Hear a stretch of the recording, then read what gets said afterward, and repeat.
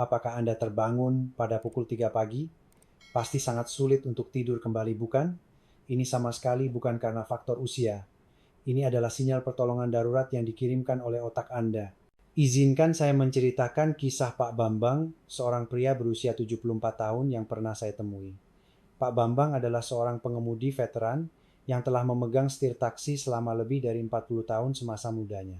Tidur sebentar atau curi-curi tidur di dalam mobil saat tidak ada penumpang sudah menjadi kebiasaan seumur hidupnya. Beliau berharap begitu pensiun nanti, beliau bisa tidur sepuasnya di kamar tidur yang nyaman. Namun ketika benar-benar berhenti bekerja, justru rasa kantuknya malah hilang. Beliau bercerita, meskipun sudah berbaring di tempat tidur jam 10 malam, matanya pasti akan terbuka lebar setiap pukul 2 atau 3 pagi. Mencoba membolak-balikan badan untuk tidur lagi, namun akhirnya menyerah dengan berkata, "Ah, sudah pagi," dan pergi ke dapur. Beliau mengaku baru bisa tertidur dalam keadaan setengah sadar karena mabuk setelah mengambil sebotol minuman keras dari kulkas dan menenggak sekitar setengah botol. Pak Bambang berkata kepada saya seperti ini, "Dokter, bukankah kalau sudah tua memang waktu tidurnya jadi berkurang? Katanya bangun pagi-pagi buta, itu ciri khas orang tua, jadi ya saya jalani saja. Kalau minum segelas alkohol setidaknya rasa kantuk itu datang, jadi saya bertahan dengan cara itu." Bapak dan Ibu sekalian, apakah Anda mungkin berpikir seperti Pak Bambang? Berpikir bahwa wajar jika waktu tidur berkurang seiring bertambahnya usia? Jika saya sampaikan kesimpulannya di awal, anggapan ini setengah benar dan setengah salah, serta merupakan kesalahpahaman yang sangat berbahaya di dalam tubuh kita. Hormon tidur yang disebut melatonin diproduksi. Secara sederhana, ini adalah bahan bakar yang membuat kita mengantuk. Namun sayangnya, bahan bakar ini berkurang drastis seiring bertambahnya usia. Menurut penelitian, melatonin yang mengalir deras saat usia 20 akan jatuh drastis ke tingkat yang sangat rendah ketika melewati usia 60 tahun. Bahkan setelah usia 50 tahun, jumlahnya terus berkurang 10% hingga 15% setiap 10 tahun. Jadi meskipun malam telah tiba, otak tidak bisa bersiap untuk tidur dengan baik. Seperti mobil yang kehabisan bensin, lalu berjalan tersendat-sendat tidur, kita pun menjadi putus-putus. Sering terbangun di dini hari bukan karena tekad Anda lemah, melainkan karena bahan bakar tidur di dalam tubuh Anda sudah habis. Namun yang benar-benar menakutkan di sini bukanlah penderitaan karena tidak bisa tidur itu sendiri. Faktanya adalah di celah saat tidur terputus, itulah sampah yang mengerikan menumpuk di dalam otak kita. Bapak dan Ibu, ketika kita berpikir keras dan bergerak sepanjang siang hari, otak menghasilkan produk limbah atau kotoran. Ini persis seperti mobil yang mengeluarkan asap knalpot saat berjalan. Di antara limbah ini ada zat yang sangat beracun bernama beta-amiloid. Jika zat ini menempel lengket di antara sel-sel otak, ia akan menghancurkan sel-sel otak tersebut. Inilah awal mula dari demensia pikun. Otak yang sehat akan membersihkan sampah beracun ini sampai bersih selama kita tidur di malam hari. Namun bagi orang-orang seperti Pak Bambang yang sering terbangun di dini hari atau tidak bisa tidur nyenyak, pekerjaan pembersihan ini terhenti. Sampah tidak dibersihkan dan menumpuk bertahap di dalam otak. Segelas alkohol yang diminum Pak Bambang karena tidak bisa tidur mungkin terlihat seperti mengundang kantuk sesaat, tapi kenyataannya itu hanya membius otak hingga pingsan.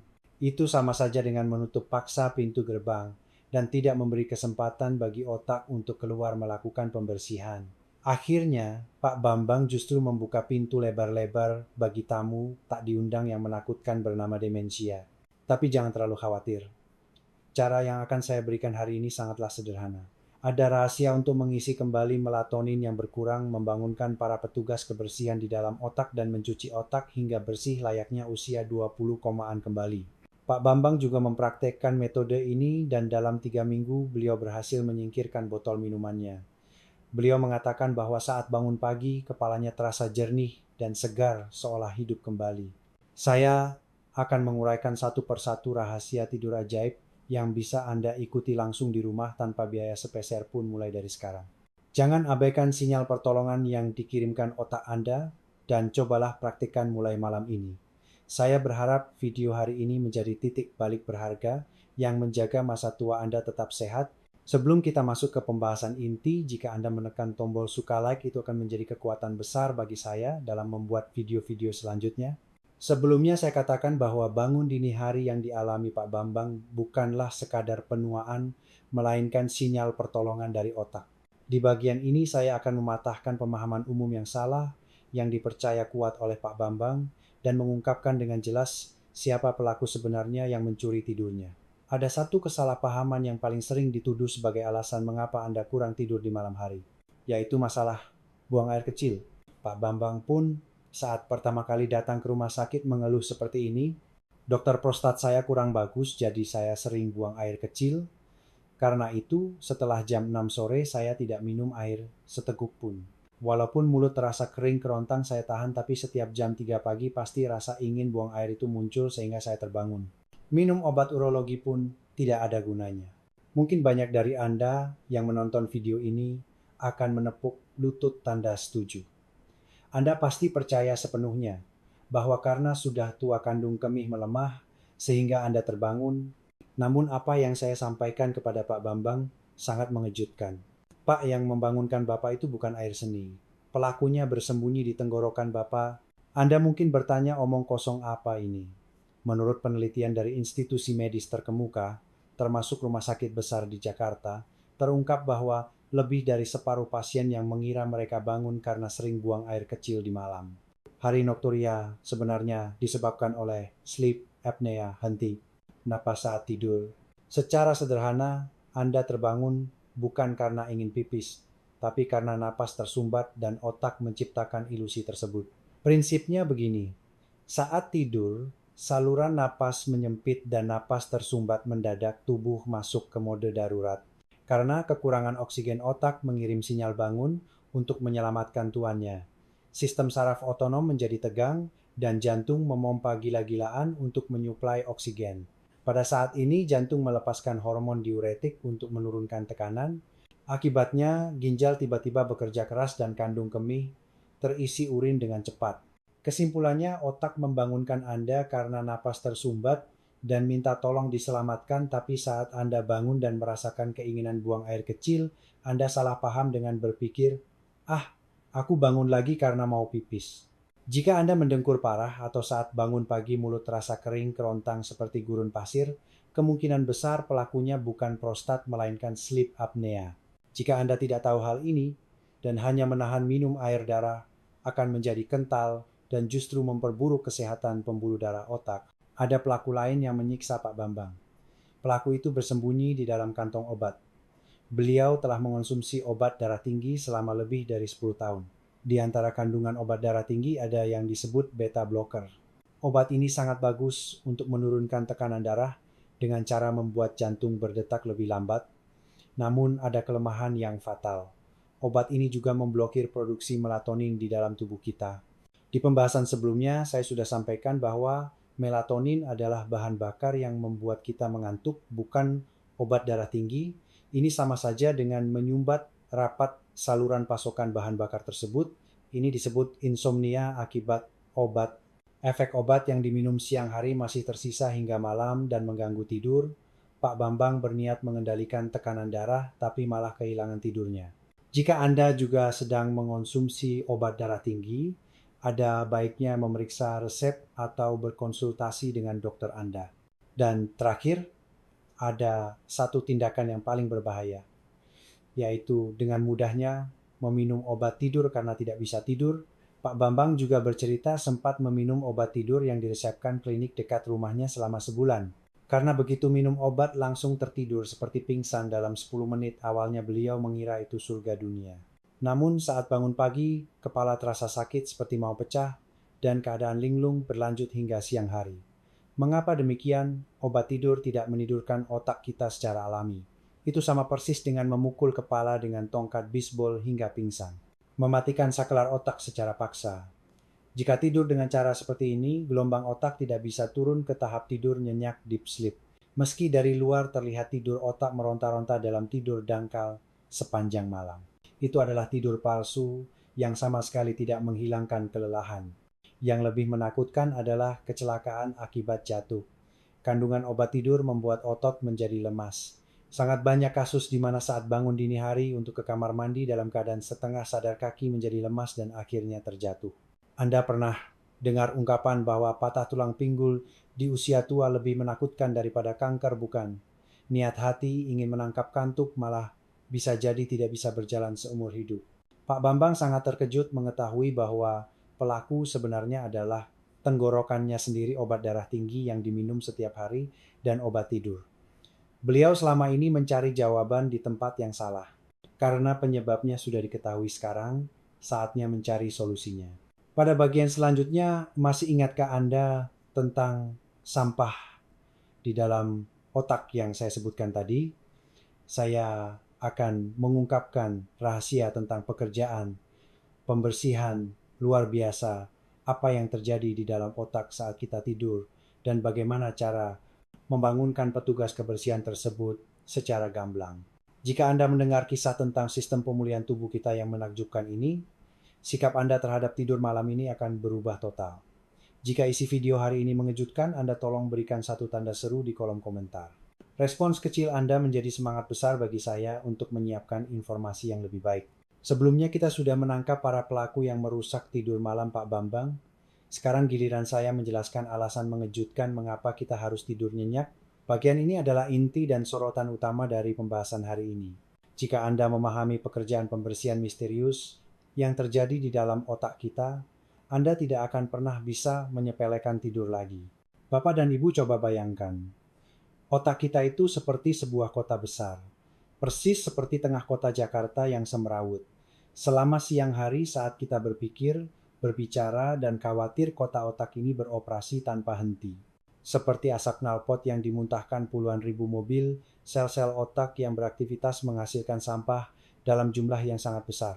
Di antara sampah ini, terdapat zat beracun yang sangat jahat bernama beta-amiloid. Jika ini terus menumpuk di otak, ia akan membunuh sel otak dan akhirnya menyebabkan demensia. Tapi masalahnya, sampah ini tidak bisa dibersihkan pada siang hari. Sama seperti petugas kebersihan jalan yang tidak bisa masuk ke tengah jalan raya saat mobil sedang melaju kencang. Lantas, kapan sampah ini dibersihkan? Tepat pada saat Anda jatuh ke dalam tidur nyenyak.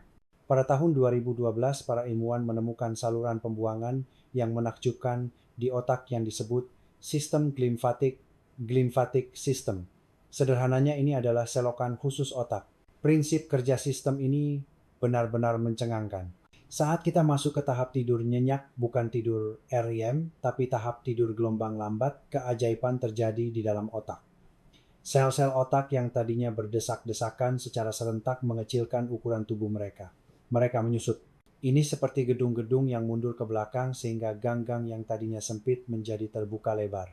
Melalui celah yang melebar itulah, cairan bening yang disebut cairan cerebrospinal, cairan otak menyembur masuk bagaikan alat cuci bertekanan tinggi. Arus air ini menyapu bersih racun beta-amyloid dan kotoran yang menumpuk di segala sudut selama siang hari, lalu membuangnya keluar dari otak. Inilah pekerjaan yang dilakukan para petugas kebersihan di malam hari. Inti masalah yang dialami Pak Bambang ada di sini. Pak Bambang bukannya tidak tidur, beliau tidur sebentar-sebentar atau tidur seperti pingsan karena pengaruh alkohol. Dalam sudut pandang kota otak ini berarti jam malam larangan melintas tidak diberlakukan dengan benar. Karena mobil belum berhenti sepenuhnya, mobil pembersih tidak bisa masuk ke jalan raya. Jika tidur setelah minum alkohol, mungkin terlihat tidur sambil mendengkur, tapi otak berada dalam kondisi yang mirip dengan saat terjaga. Obat tidur pun sama. Itu hanya melumpuhkan otak secara paksa, tidak bisa menciptakan gelombang tidur nyenyak yang alami. Akhirnya kota otak Pak Bambang menyambut pagi hari dengan sampah yang tidak diangkut setiap malam. Di tengah tumpukan sampah busuk itu, daya ingat menurun dan kepala menjadi linglung adalah hasil yang sangat wajar. Banyak orang berpikir harus menghemat waktu dengan mengurangi tidur. Itu salah. Tidur bukan membuang waktu, melainkan satu-satunya waktu untuk mengganti otak Anda dengan yang baru. Seperti kita tidak bisa tinggal di rumah yang saluran pembuangannya tersumbat, kita tidak bisa hidup sehat dengan otak yang tidak dibersihkan. Mendengar penjelasan ini, wajah Pak Bambang menjadi pucat pasi.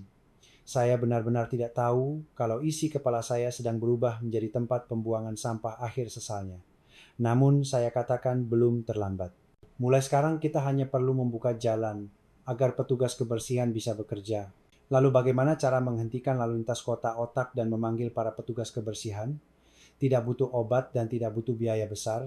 Kita hanya perlu menekan tombol saklar di tubuh kita sebanyak 3 kali. Di bagian selanjutnya saya akan mengungkapkan 3 metode praktik konkret yang dilakukan Pak Bambang setiap hari selama 3 minggu untuk melakukan pembersihan besar-besaran pada otaknya dan menyambut pagi yang segar setelah 20 tahun. Ini adalah cara-cara yang sangat mudah yang bisa Anda ikuti malam ini juga. Agar tidak ketinggalan informasi penting ini, silakan tekan tombol subscribe berlangganan dan mari kita lanjut ke cerita berikutnya. Cara paling pasti untuk menjaga otak Anda sudah menunggu. Sekarang teorinya sudah cukup. Saya akan ungkapkan 3 resep rahasia yang dipraktikkan Pak Bambang untuk membersihkan sampah di kota otaknya. Ini adalah metode yang bisa dilakukan langsung sambil berbaring di tempat tidur tanpa biaya sepeser pun. Jika Anda siap melakukan pembersihan besar pada otak Anda malam ini, buka mata lebar-lebar dan fokuslah.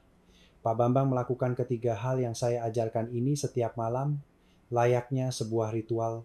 Rahasia pertama adalah menginjak pedal rem otak. Bapak dan Ibu kalau mau menghentikan mobil saat menyetir apa yang dilakukan? Harus injak rem kan? Di tubuh kita juga ada tombol rem yang membuat otak yang sedang bersemangat segera berhenti, yaitu titik Feng Chiwin Pool yang ada di belakang telinga. Sekarang coba ikuti saya, bawa tangan Anda ke belakang telinga dan cari tulang yang menonjol tepat di belakang daun telinga bawah. Tepat di bawah tulang itu, Anda akan merasakan bagian yang agak cekung ke dalam. Itulah titik Feng Chi. Tekanlah tempat ini dengan kuat menggunakan ibu jari Anda. Jika terasa agak pegal namun juga nyaman, berarti Anda sudah menemukannya dengan tepat. Sebelum tidur sambil berbaring di kasur, tekanlah titik Feng Chi ini secara perlahan namun kuat selama 10 detik. Ulangi ini sebanyak 5 kali saja. Menekan titik ini akan merangsang saraf vagus yang bertugas mengatur relaksasi di tubuh kita. Seperti mematikan mesin mobil yang sedang melaju, jantung yang berdebar kencang akan menjadi tenang dan saraf yang tegang akan seketika menjadi kendur. Pak Bambang mengatakan hanya dengan pijatan ini saja, tengkuk lehernya terasa rileks dan mata perlahan menutup dengan sendirinya. Rahasia kedua adalah mengirim sinyal tutup toko kepada otak, yaitu teknik pernapasan 4,7,8. Otak itu mudah ditipu, jadi hanya dengan mengubah cara napas saja dia akan tertipu dan berpikir, sudah waktunya tidur rupanya. Caranya sangat sederhana. Tutup mulut dan tarik napas melalui hidung. 1, 2, 3, 4. Lalu tahan napas dan bertahan selama 7 detik. 1, 2, 3, 4, 5, 6, 7. Terakhir, hembuskan napas perlahan melalui mulut sambil mengeluarkan suara hu selama 8 detik. 1, 2, 3, 4, 5, 6, 7, 8. Kunci dari pernapasan ini ada pada hembusan napas panjang selama 8 detik. Jika Anda menghembuskan napas panjang, saraf parasimpatis di tubuh kita akan aktif. Saraf parasimpatis adalah saraf yang membuat tubuh menjadi rileks, membantu pencernaan dan mengundang kantuk. Tarik 4 detik, tahan 7 detik, buang 8 detik. Lakukan ini cukup 4 set saja, tidak sampai 2 menit. Awalnya Pak Bambang bilang susah menahan napas, tapi setelah mencobanya sekitar 3 hari, beliau tertawa sambil bilang, sekarang malah ketiduran di tengah-tengah latihan ini. Rahasia ketiga sebenarnya dilakukan bukan di malam hari tapi di pagi hari, yaitu reservasi pengiriman melatonin. Apa maksudnya ini Bapak dan Ibu? Hormon melatonin yang membuat kita tidur di malam hari itu tidak dibuat mendadak di malam hari. Kita harus memasukkan pesanan di pagi hari agar barangnya diantar malam hari. Surat pemesanannya adalah sinar matahari pagi. Begitu bangun pagi, keluarlah dan berjemurlah di bawah sinar matahari selama 15 menit saja. Saat cahaya masuk ke mata penghitung, waktu timer di dalam otak mulai bekerja. Tuan sudah bangun sekarang. Maka otak akan membuat jadwal reservasi. Kalau begitu 15 jam dari sekarang saya harus mengeluarkan hormon tidur. Jika Anda jalan santai jam 7 pagi, maka jam 10 malam rasa kantuk pasti akan datang dengan tepat waktu. Pak Bambang tidak tahu hal ini, sehingga selama ini beliau menutup gorden dan tidur sampai siang. Makanya malam harinya melatonin tidak keluar dan jadi tidak bisa tidur. Sekarang Pak Bambang wajib keliling kompleks 1 putaran sebelum sarapan. Bahkan saat hujan pun beliau tetap keluar. Karena Cahaya yang menembus awan saja sudah cukup. Mari kita rangkum. Pagi hari lakukan jalan santai 15 menit untuk memesan hormon tidur. Malam hari saat berbaring di kasur, tekan titik Feng Qi untuk menginjak rem. Dan deklarasikan tutup toko dengan pernapasan 4,7,8. Jika Anda mematuhi 3 hal ini, kota otak akan masuk ke mode pembersihan yang sempurna. Tidak butuh obat, tidak keluar uang, Anda bisa melakukannya mulai malam ini juga. Pak Bambang mengalami perubahan hidup setelah menjaga rutinitas ini. Di bagian terakhir berikut ini, saya akan menyampaikan bagaimana Pak Bambang berubah melalui keajaiban selama 3 minggu ini, serta pesan harapan terakhir yang harus Anda bawa pulang. Bagi Anda yang akan mempraktikkan 3 rahasia yang saya ajarkan hari ini, mulai malam ini juga, silakan tulis 2 kata saja di kolom komentar, siap praktik. Saya akan mendukung tekad Anda tersebut. Menutup perjalanan bersama Pak Bambang, saya sampaikan perubahan luar biasa yang dialami beliau dan pesan terakhir untuk Anda semua. Tepat 3 minggu setelah Pak Bambang mempraktikkan 3 metode yang saya ajarkan saat beliau membuka pintu ruang periksa dan masuk wajah beliau. Sangat berbeda sampai saya ragu apakah itu orang yang sama dengan 3 minggu lalu. Wajah yang tadinya kusam menjadi cerah dan yang terpenting sorot matanya hidup. Kalimat pertama yang beliau ucapkan sambil tersenyum kepada saya adalah, "Ini dokter, akhir-akhir ini sarapan rasanya nikmat sekali." Dulu saat bangun pagi perut terasa begah dan kepala pening sehingga sama sekali tidak nafsu makan, tapi sekarang begitu buka mata katanya perut langsung terasa lapar. Dan ada satu lagi yang beliau pamerkan. Saat bermain catur dengan teman-teman di pos ronda dulu, beliau sulit melihat langkah dan sering lupa-lupa. Tapi akhir-akhir ini langkah lawan terlihat jelas. Pikirannya menjadi tajam, seolah kabut yang menyelimuti isi kepalanya telah hilang.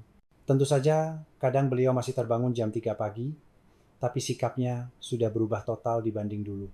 Dulu beliau akan marah, bangun lagi lalu mencari minuman keras, tapi sekarang beliau menerimanya dengan tenang, otak sedang istirahat sebentar rupanya. Lalu di tempat tidur beliau menekan titik Feng Qi dan mengatur napas, maka tak lama kemudian beliau kembali terlelap dalam tidur nyenyak. Ketakutan akan tidur yang menghantui selama ini telah sirna. Inilah perubahan terbesarnya. Bapak dan Ibu tercinta, ada pepatah yang mengatakan, tidur itu urusan nanti kalau sudah mati. Di dunia, di mana sibuk dianggap sebagai kebajikan, tidur sering dianggap sebagai lambang kemalasan. Tapi saya katakan dengan tegas kepada Anda, tidur bukan untuk istirahat karena mati. Kita tidur agar besok bisa hidup dengan lebih baik. Malam gelap saat kita terlelap bukanlah waktu di mana otak tutup dan beristirahat. Justru itu adalah waktu suci di mana otak bergerak lebih giat dari kapanpun membersihkan, mengencangkan, dan meminyaki otak Anda demi hari esok. Jika Anda menyepelekan waktu ini, otak kita akan menjadi tempat pembuangan sampah, tapi jika Anda menjaga waktu ini, masa tua Anda akan lebih cerdas dan energik dari kapanpun. Malam ini saat Anda berbaring di tempat tidur, bayangkanlah wajah saya, lalu bawa tangan Anda ke belakang telinga, tekan titik Feng Qi selama 10 detik, tarik napas 4 detik, tahan 7 detik, dan hembuskan 8 detik. Dan besok pagi, saat membuka mata, buka jendela lebar-lebar, dan sambutlah sinar matahari. Kebiasaan-kebiasaan kecil yang terkumpul ini akan menjadi perisai paling kuat yang melindungi Anda dari ketakutan bernama demensia. Seperti Pak Bambang yang berhasil melakukannya, Anda pun pasti bisa. Jangan berpikir sudah terlambat. Malam ini adalah malam pertama untuk memulihkan otak Anda. Saya tulus mendoakan agar malam ini Anda bisa tidur nyenyak tanpa terbangun. Sampai jumpa lagi besok pagi dengan wajah yang segar. Terima kasih.